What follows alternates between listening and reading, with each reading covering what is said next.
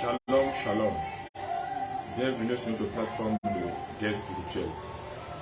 Et aujourd'hui, nous allons continuer notre enseignement sur la troisième partie concernant le monde des songes divins.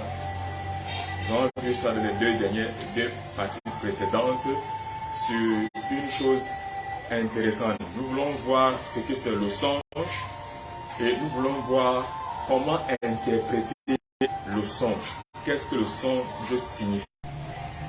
Donc, dans les deux parties précédentes de cet enseignement sur le monde des songes, nous avons vu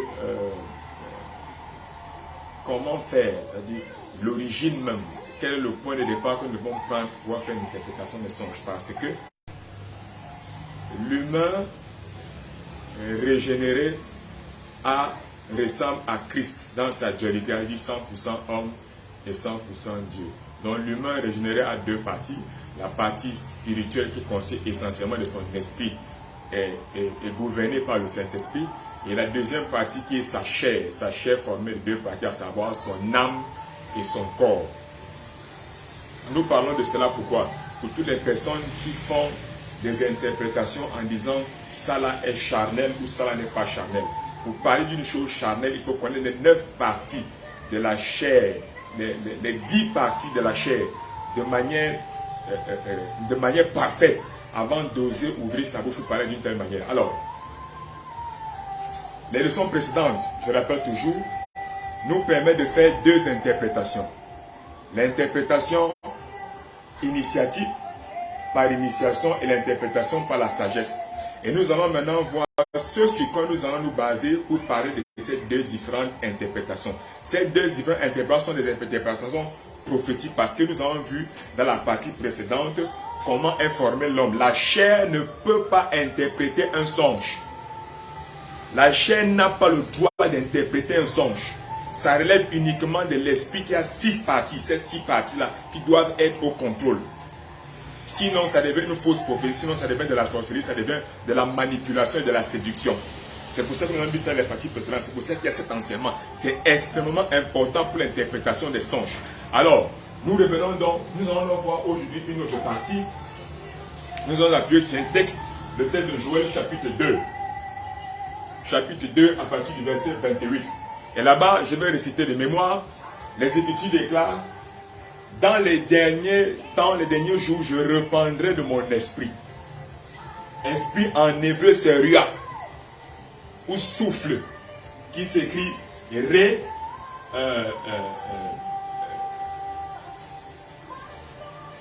Et ce qui est intéressant, c'est que le souffle est la partie la plus intéressante, la partie la plus puissante, la partie qui est à l'origine de tout. Vous allez voir dans la suite, on dit: je répandrai mon esprit sur toute chair.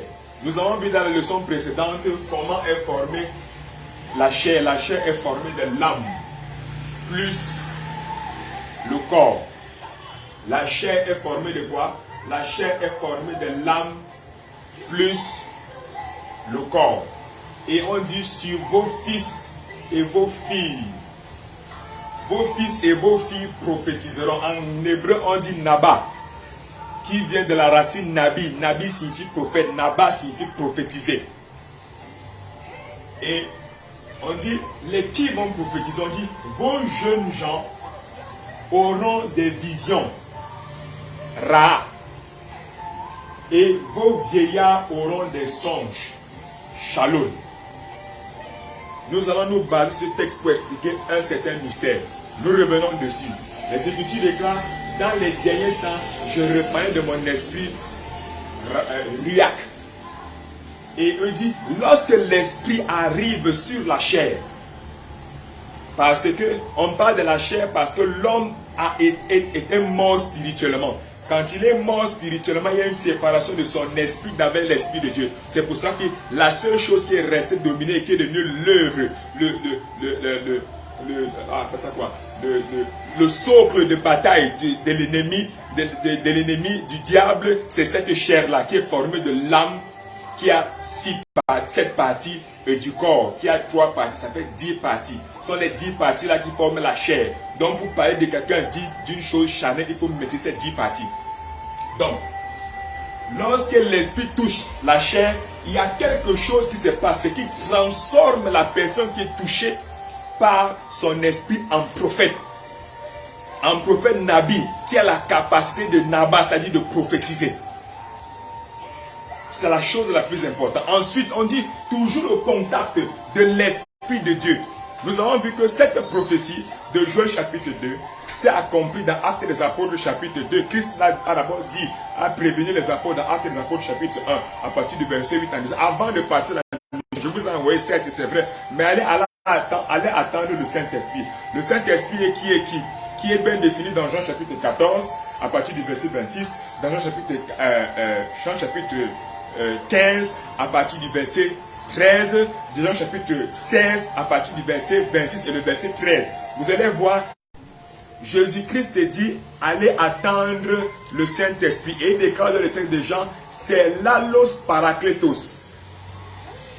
Allos signifie l'autre, de la même nature, et parakletos signifie consolateur.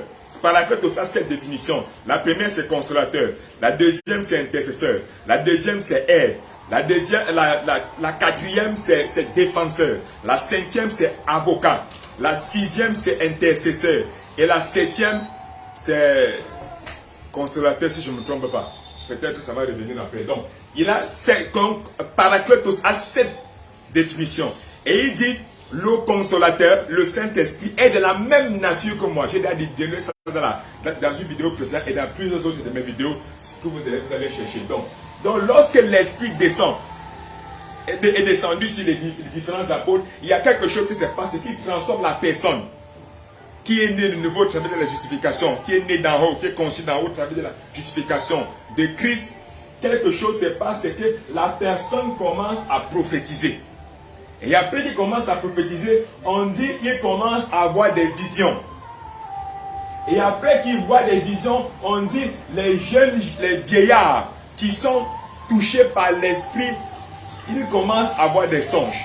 Alors il y a une chose fondamentale que nous allons voir aujourd'hui, laquelle? C'est que qui est celui qu'on appelle jeune? Celui qu'on appelle jeune, c'est la personne qui vient d'avoir accès à Christ, qui vient d'avoir accès au Seigneur. Je vous ai dit que la meilleure manière de pouvoir interpréter le songe, c'est d'entrer dans la dimension prophétique du songe. La dimension prophétique fait référence indubitablement à la personne du Saint-Esprit. C'est pour ça que je reviens dessus. Donc, regardez dans la chose particulière qui s'est passée. Lorsque la personne, Joël dit, la personne est jeune lorsqu'il vient de rencontrer Christ. Dans le texte de Jean chapitre 1, j'ai déjà expliqué ça dans une vidéo précédente, sur les 7 niveaux.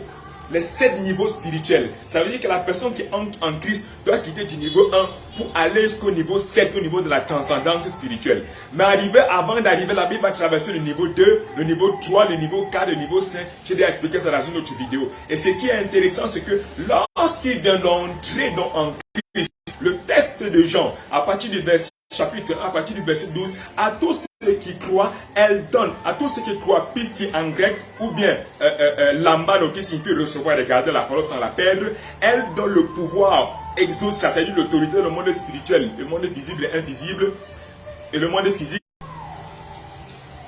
Elle donne le pouvoir de devenir enfant de Dieu, c'est-à-dire teknon théos. On n'a pas dit qu'il est devenu adulte. On a dit qu'il est sorti enfant. Ça veut dire que la personne qui vient d'entrer en Christ, il était un enfant d'un jour. Comme une femme vient d'accoucher à l'hôpital. Comme elle vient d'accoucher par césarienne ou par voie basse à l'hôpital. Et il vient d'avoir un jour dans la foi.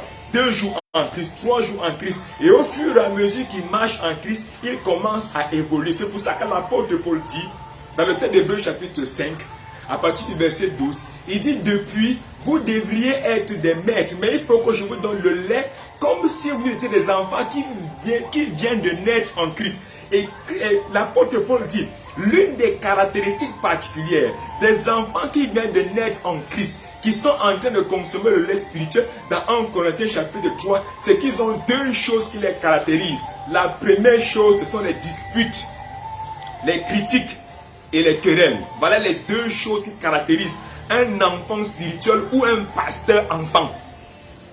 Ou un serviteur de Dieu enfant. Ces 2 choses-là, les critiques, les querelles et les disputes. Et ces critiques, ces querelles, ces disputes, l'apôtre Paul dit que ces personnes-là ne fonctionnent pas dans le monde spirituel, ne fonctionnent pas dans l'esprit, mais ils fonctionnent dans les 10 parties de la chair. Ils fonctionnent dans leur âme et dans leur corps qui donnent ce qu'on appelle la chair. Et Paul explique ce que c'est dans le texte de Romains chapitre 8. Il déclare ce qui est de la chair produit la mort. Et il dit encore que la chair est inimitié contre Dieu parce qu'elle ne se soumet pas à la volonté de Dieu et qu'elle ne le peut même pas. L'âme, c'est-à-dire le raisonnement, l'intelligence, les émotions, les sensations, le conscient, l'inconscient, le subconscient ne refusent de se soumettre. Donc quand je réfléchis à ma tête, c'est d'office l'ennemi de Dieu. Donc, ce qui est intéressant, c'est qu'on dit le jeune. Lorsqu'il vient d'entrer en Christ, le jeune pasteur, lorsqu'on vient de le consacrer, le jeune diacre, le jeune ancien, le jeune... Bref, la personne qui vient d'entrer en Christ, Dieu dit, il aura ce qu'on appelle des visions. Les visions sont des images, c'est-à-dire que tu entres dans le monde spirituel et tu commences à voir certaines choses pendant un bref délai, pendant 30 secondes, pendant 30 minutes, pendant 20 minutes, pendant 5 secondes. Voilà ce qu'on appelle les visions. Tu vois des choses et ce qui est la caractéristique particulière de la vision, c'est que ce que tu vois, tu as l'explication instantanée. Donc, tu as l'explication instantanée venant de l'Esprit de Dieu. Donc, vous allez voir une chose particulière. Nous allons dire ça dans la vidéo précédente. La seule personne qui interprète mieux la vision qu'il te donne, c'est la personne qui te l'a donné, c'est-à-dire l'Esprit de Dieu. C'est pour ça que nous avons pris ce texte de Joël chapitre 2, à partir du verset 28. Regardez donc la chose particulière. On dit, lorsque tu es jeune, tu as des visions. Mais lorsque tu commences à grandir dans le monde spirituel, tu quittes d'enfant de Dieu, tu montes au niveau 2. Ça veut dire que tu deviens un disciple, un matanos. Tu commences à étudier ce que c'est la foi, ce que c'est le Christ, ce que c'est la dîme, ce que c'est l'offrande, ce que c'est la louange, ce que c'est l'adoration, ce que c'est le ciel, ce que c'est le retour de Christ, ce que c'est le baptême de Saint-Esprit, qui est le Saint-Esprit. Tu finis d'étudier toutes ces différences. On dit que tu es un disciple, tu es passé au niveau 2. Et tu continues à croître au fur et à mesure, tu montes au niveau 3, au niveau de convertu. Dans le chapitre 2, Luc chapitre 22, à partir du verset 32, Christ dit à l'apôtre Paul, à l'apôtre Pierre, à l'apôtre Jacques, à l'apôtre Jean, Satan vous a réclamé comme le froment. Il a voulu vous tuer, vous exterminer, vous fouetter comme les animaux. J'ai prié pour vous, afin que votre foi, ta foi ne faiblisse pas. Luc 22, verset 32, il dit à l'apôtre Pierre, au pasteur Pierre, depuis 3 ans, j'étais consacré, ça fait déjà 3 ans, je suis déjà prêt. 3 à 5 ans, je suis là prêt à aller à la croix de Golgotha. Depuis que tu es avec moi, tu n'es pas encore affermi. Tu n'es pas encore converti. Quand tu seras converti, commence à affermir les autres. Donc le niveau 3, c'est la conversion. La conversion elle-même qui est un processus. Et lorsque la personne est convertie, il commence à affermir les autres. Il commence à rendre les autres forts. Lorsqu'il va rendre le ministère, les autres deviennent forts. Il y a des guérisons, des miracles extraordinaires qui se passent. Donc, j'ai déjà expliqué ça dans une autre vidéo. Donc, au fur et à mesure qu'on quitte du niveau 1 pour arriver au niveau 7 de la transcendance, il y a quelque chose qui se passe. C'est qu'il devient maintenant un vieillard. Il devient un Dieu dans l'esprit. Il devient un Dieu dans le ministère. Il devient un Dieu dans l'adoration. Il devient un Dieu dans la prière. Il devient un Dieu dans le service. Alors Dieu ne lui donne plus les visions, mais Dieu lui donne les songes. Les songes sont des visions lourdes avec beaucoup d'explications à l'intérieur. Je répète, lorsqu'il grandit et il est spirituel, Hébreu dit vous devez être des maîtres. Lorsqu'il devient un maître du niveau 5, un maître du niveau 6 ou du niveau 7, on dit Dieu lui donne ce qu'on appelle des songes. Les songes sont des visions longues, avec tellement d'explications à l'intérieur et elles sont extrêmement lourdes. C'est pour ça qu'il a dit aux apôtres, j'ai encore beaucoup de choses à vous dire, mais vous ne pouvez pas les supporter maintenant parce que vous n'êtes même pas encore convertis. Vous êtes encore léger.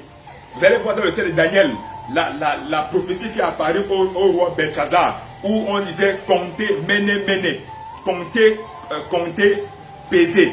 Donc, Dieu a pesé les apôtres. Dieu a pesé ses pasteurs. Il a vu que ses pasteurs étaient légers. Donc, la personne qui est léger dans le monde spirituel, il a des visions. Et maintenant, lorsque tu deviens un mature, tu deviens un poids lourd dans le monde spirituel, tu commences à avoir des songes, des visions longues et complexes. Vous allez voir maintenant une chose particulière. Je vais revenir dessus, s'il vous plaît. Nous allons voir maintenant en grand 1 ce qu'on appelle les canaux de communication prophétique. Parmi les canaux de communication prophétique, nous avons 3 choses. Nous avons d'abord l'un des premiers canaux de communication prophétique qui est les anges. Nous allons revenir dessus. Deuxième canal de communication dans le monde prophétique, le monde des songes, c'est ce qu'on appelle les rêves. Nous avons catégorisé les rêves sont de 3 types.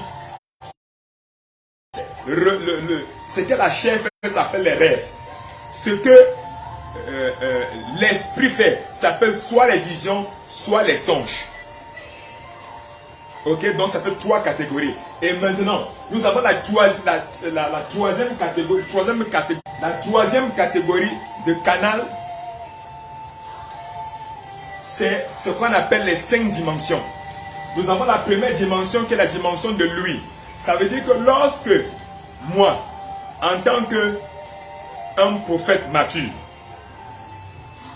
Dieu me donne accès au monde spirituel, j'aurai accès au monde spirituel avec mes 5 sens. Mes 5 sens dans l'esprit. Ça veut dire que j'aurai l'ouïe. Dans le texte de Genèse chapitre 3, à partir du verset 8, à partir même du verset 2, vous allez voir,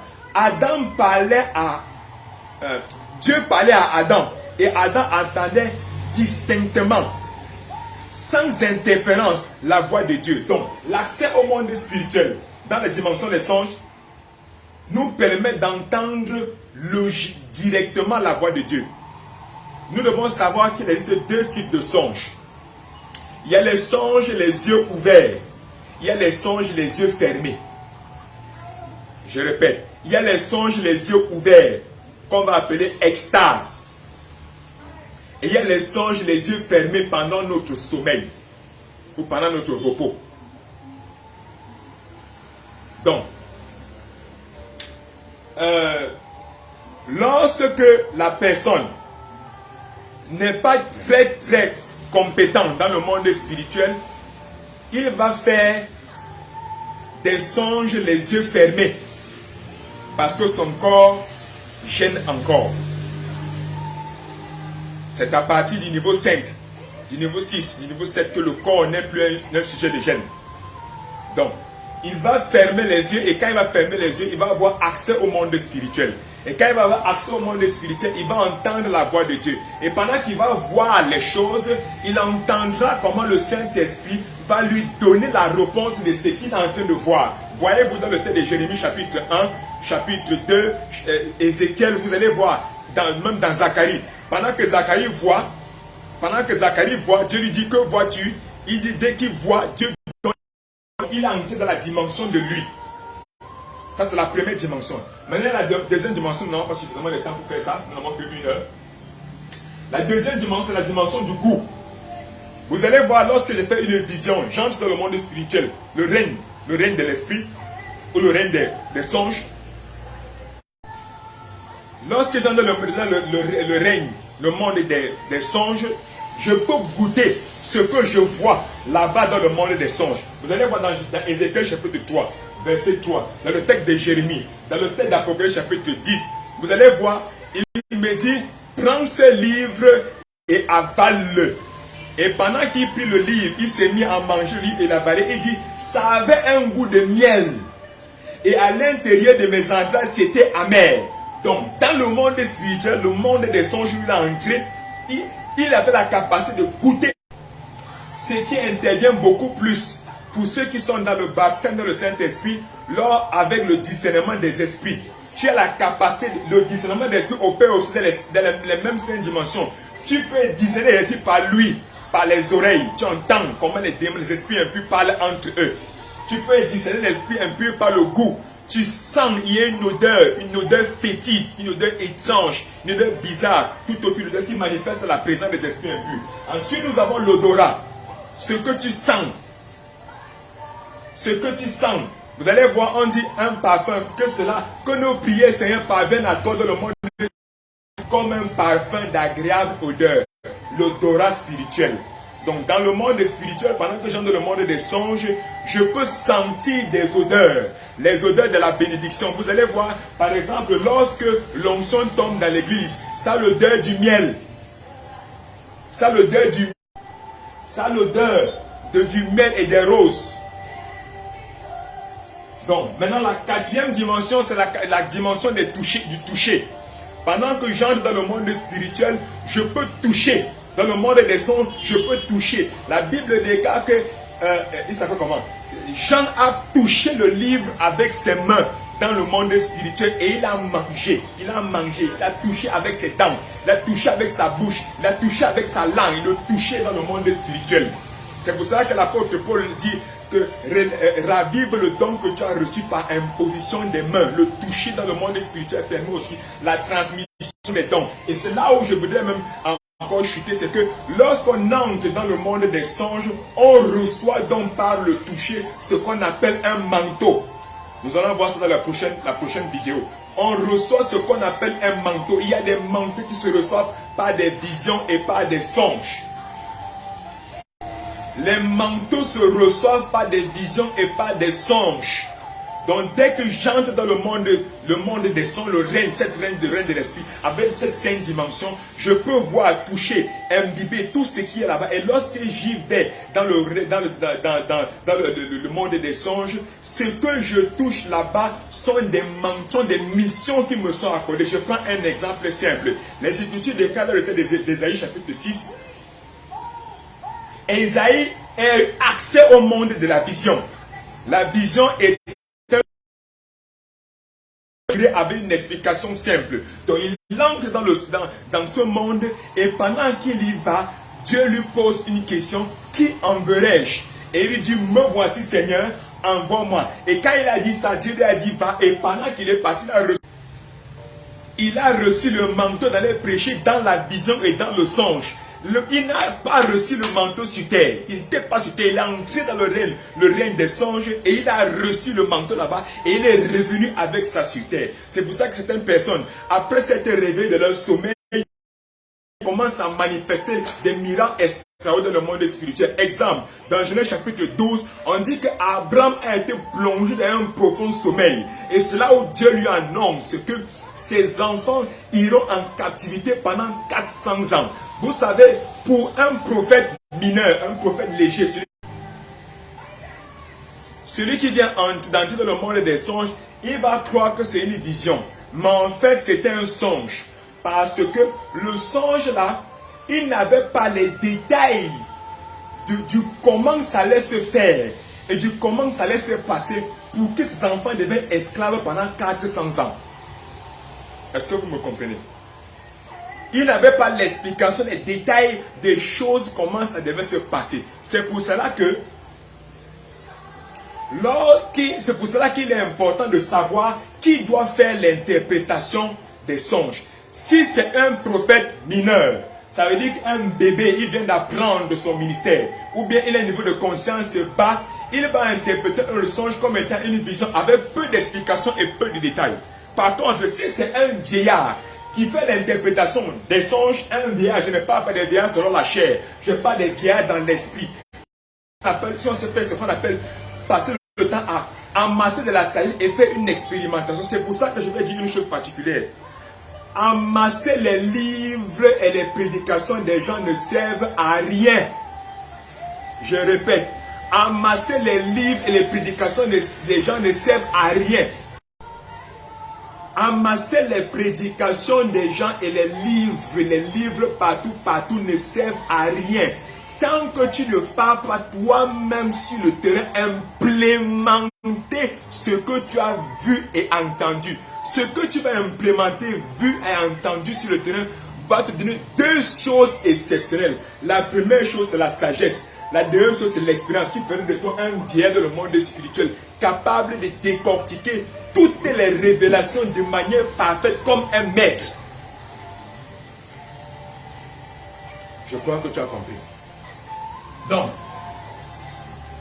la cinquième dimension, où opère le monde des songes. Donc lorsque je vais faire un songe, les 5e dimensions qui doit opérer, c'est le domaine de la vue. Vous allez voir dans 2 Corinthiens chapitre 5, à partir du verset 7, on déclare, nous marchons par la foi et non par la vue. La vue est cette vue-là, il s'agit de la vue de l'âme, de la chair qui est formée de l'âme et du corps. On dit on ne marche pas par l'âme et le corps, mais nous marchons par la foi qui opère dans le domaine de l'esprit.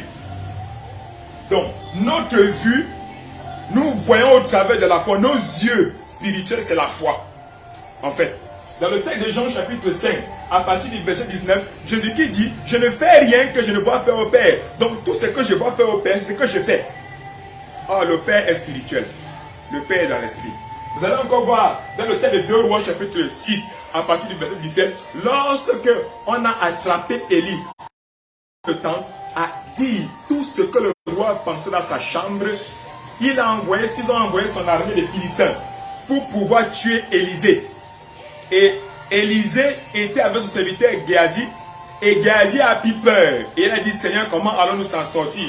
Alors Élisée a prié que Dieu ouvre les yeux de Géasi pour qu'il ait aussi accès au règne spirituel, au règne des songes, au règne de l'esprit. Et quand ces yeux sont ouverts, il a vu une armée de chars de feu tout autour d'eux pour les protéger et les assurer la victoire. D'où le texte de 1 Jean qui dit, ceux qui sont avec nous sont en plus grand nombre que ceux qui sont contre nous. Ou bien ceux qui sont en nous est plus fort que celui qui est dans le monde. Ça c'est extrêmement important. Donc ces 5 dimensions opèrent donc dans la communication au travers des sons venant de l'Esprit de Dieu. Et c'est là où nous voulons principalement entrer. Parce qu'il y a un problème au niveau des sons. Et c'est là où, c'est le principe même de cet enseignement. L'interprétation. Il y a des songes. Comment faire pour interpréter? Comment faire pour ne pas interpréter comme un faux prophète? Comment faire pour ne pas interpréter comme une personne charnelle, comme les Corinthiens? Donc, c'est pour cela que Dieu donne cela aux vieillards. L'illustration parfaite de ce que nous sommes en train de dire, c'est le texte de Nombre chapitre 12 et le texte d'Exode. Voyez-vous, il y a un lien extraordinaire entre la personne de Moïse, le prophète Moïse, et la prophétesse Myriam, sa sœur, et le prophète Aaron. Il y a une querelle entre les trois. Et le problème est le suivant. Si nous nous référons à Joël chapitre 2, le problème est le suivant. C'est que Moïse a fait 40 ans dans le palais. Il a étudié toute la science égyptienne pendant 40 ans. Après qu'il ait étudié pendant 40 ans, Dieu, à cause du manteau qui était sur lui, l'envoie chez Madian. Or, Madian est le petit-fils ou l'arrière-petit-fils d'Abraham qu'il a eu avec sa seconde femme Ketura. Et ce qui est intéressant, c'est que Madian, dans cette génération de Madian, il y a des sacrificateurs tels que Jéthro qui a formé Moïse pendant 40 ans et qui a donné sa fille pour épouser. Vous allez voir que les Madianiens étaient tellement ancrés dans la sacrificature, dans le service de Dieu, que de l'autre côté, dans le même pays, à la même période, de l'autre côté du pays de Madian, il y avait le prophète Balaam qui était un prophète redoutable, capable de maudire toute une nation. Donc les Madianites étaient experts en ce qui concerne la théologie de Dieu, l'étude de Dieu. Et Moïse y a fait 40 ans d'études de cette étude de Dieu, 40 ans d'études. Ce qui fait que Moïse a 2 diplômes, le diplôme de 40 ans d'études en Égypte et le diplôme de 40 ans d'études chez le petit-fils d'Abraham, Madian, qui est un expert en sacrificature divine. Mais regardez donc ce qui se passe. C'est que lorsqu'ils traversent la mer Rouge, ils arrivent dans le désert et Myriam, qui vient de recevoir le don de prophétiser, le don de prophétie, parce qu'elle pense que son don de prophétie est semblable au don de prophétie de Moïse, critique Moïse en disant tu n'as pas le droit de rester avec une Égyptienne. Et Aaron l'appuie aussi par derrière. Mais vous allez vous rendre quelque chose. Dieu vient trancher l'affaire de manière extraordinaire en disant, je parle à Moïse face à face. Je lui explique tout, sans détail et sans rien lui cacher. Mais à vous, qui n'avez pas fréquenté, à vous qui n'êtes pas des vieillards dans le monde spirituel, qui n'avez pas vécu 40 ans dans le désert et 40 ans en Égypte, à vous je vous parle, c'est la même vision que je vous donne, la même vision que je vous donne, c'est la même vision que donne à Moïse, mais chez vous, la vision là est en énigme, le songe est en énigme avec des secrets écodés. Je répète, Moïse est un vieillard dans le monde spirituel. Dieu lui donne la même vision qu'il donne à Myriam. Chez lui, le songe arrive et il le décode. Il décode le songe. Mais Myriam n'arrive pas. C'est pour ça que ça met du temps chez elle pour qu'elle puisse comprendre. Je voulais que vous me saisissiez de manière palpable ce matin. C'est pour ça qu'il est difficile pour elle de comprendre. C'est pour ça que dans le texte de Job, chapitre 33, à partir du verset 13 jusqu'au verset 20, le Saint-Esprit donne un mystère en disant, cependant, Dieu parle tantôt d'une manière, tantôt d'une autre, et l'on ne prend point garde. Les jeunes dans l'esprit ne prennent point garde à ce qu'ils voient dans le règne de l'esprit. Mais les vieillards, ils font attention parce qu'ils ont un background, ils ont une connaissance et ils ont une expérience pratique d'une marche avec Dieu. Et il dit, il dit, je vous parle pas des visions et pas des songes. Et vous n'y prenez point garde. Et je donne des instructions. Ce qui veut dire, cette chose particulière, lorsque nous recevons un songe ou une vision, elle doit passer à une interprétation. Si la personne qui interprète est une jeune personne, il va interpréter ça de manière courte, sans détail. Ça s'appelle la vision. Et si la personne est un vieillard, dans le monde spirituel, dans le monde de l'esprit, il va interpréter cette chose avec tous les détails. C'est pour ça que je parle de la dimension prophétique, parce que il existe deux types de prophètes. Il y a les bébés prophètes, ça veut dire qu'ils ont l'onction prophétique, une onction prophétique puissante. Mais quand ils parlent, ils donnent la prophétie, ça n'a pas de détails. Par contre, les prophètes maîtres, les prophètes matures, les maîtres de prophétie, lorsqu'ils donnent la prophétie venant de Dieu, la prophétie signifie parler de la part de Dieu, ils donnent la chose avec tous les détails, de telle manière qu'on ne puisse plus aller encore prier pour chercher une quelconque révélation à propos. Je vous ai pris dans les exemples précédents le cas du prophète. C'est maintenant que je vous explique donc pourquoi j'ai appelé l'ange prince Gabriel ou bien l'archange Gabriel, l'ange Gabriel prophète. Parce que lorsque le prophète ange Gabriel est venu parler à Marie, prophète signifie parler de la part d'eux. Il vient parler de la part de Dieu en disant à Marie, Marie, tu seras enceinte. Et quand tu seras enceinte, tu vas enfanter un fils. Donc, il donne déjà le sexe, il précise le sexe. Il dit, tu vas enfanter un fils. Il dit, tu vas lui donner un nom. Quel nom? Il donne le nom de Jésus. Après, il donne encore le nom d'Emmanuel. Voyez-vous, maintenant, Marie demande, ça va se faire comment? Il explique encore le mystère, comment ça va se faire. Le Saint-Esprit va te toucher et la puissance du Très-Haut te couvre de son ombre. C'est pourquoi le Saint-Enfant qui naîtra de toi, il dit, l'enfant qui va sortir de ton ventre sera un enfant saint. Il donne encore un autre détail. Ensuite, il finit.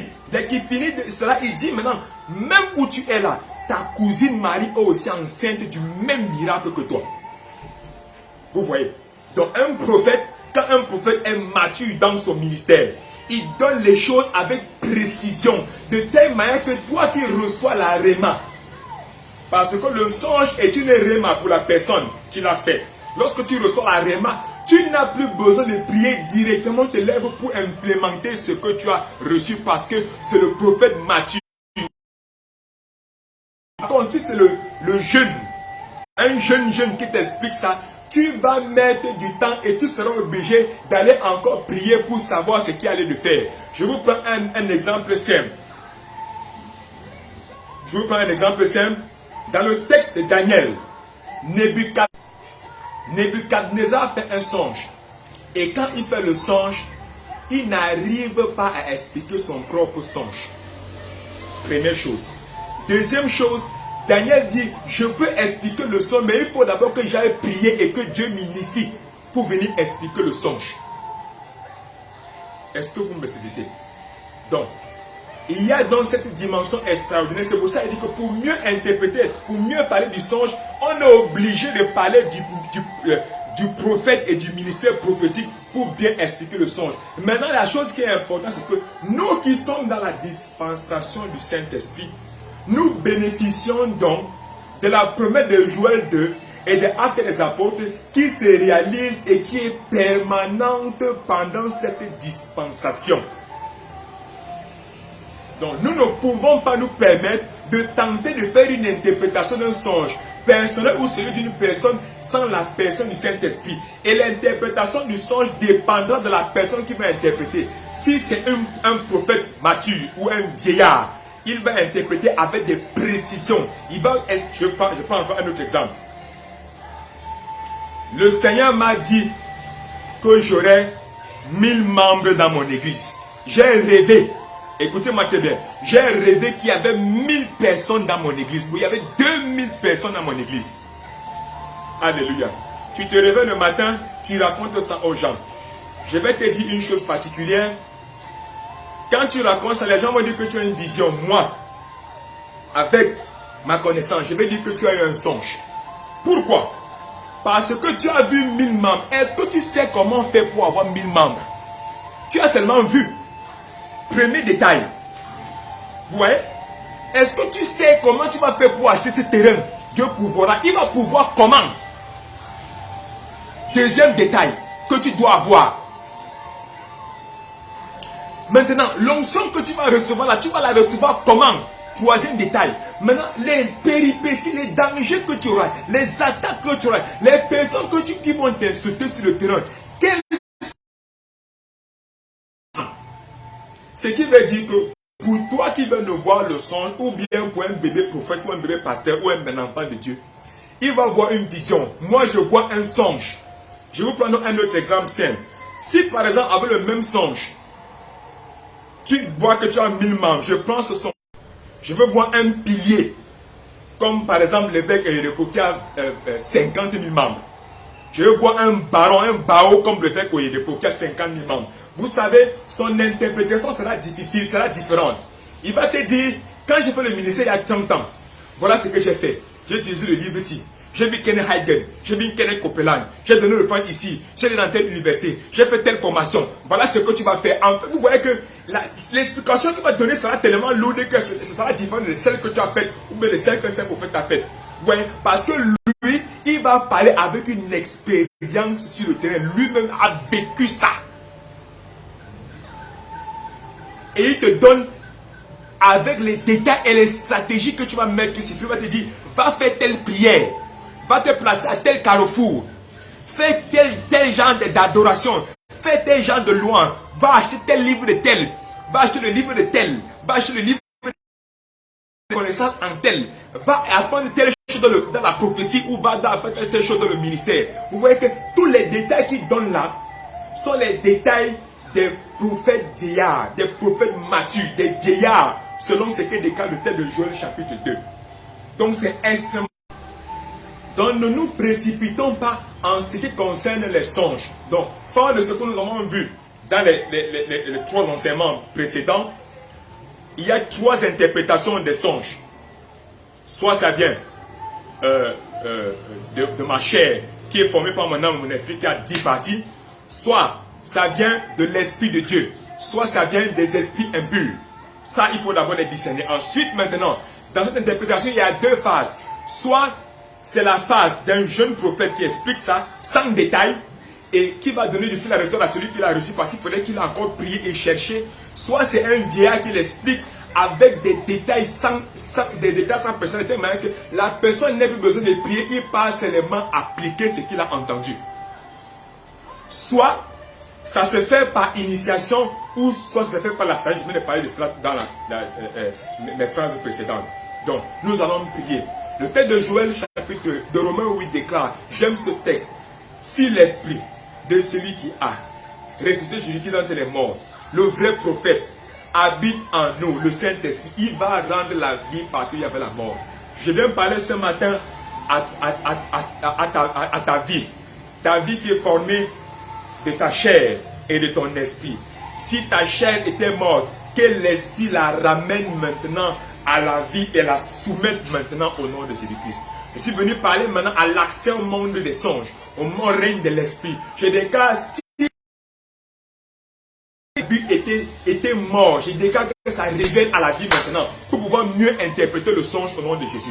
Je déclare que tu es une personne de grâce, une personne de faveur. Pendant que je parle maintenant, tu reçois un manteau prophétique de victoire au nom de Jésus-Christ.